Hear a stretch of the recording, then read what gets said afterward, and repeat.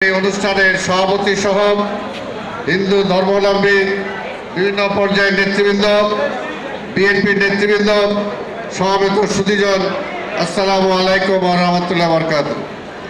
আমি আপনাদের প্রতি বছরই আমার সুযোগ হয় আপনাদের এখানে আসার এবং আপনাদেরকে শুভেচ্ছা বিনিময় করার।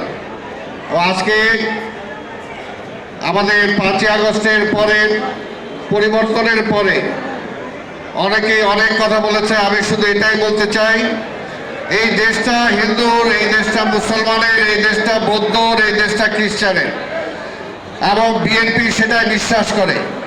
বিএনপি সকল ধর্মের লোকজনকে নিয়ে সহাবস্থানে বিশ্বাস করে।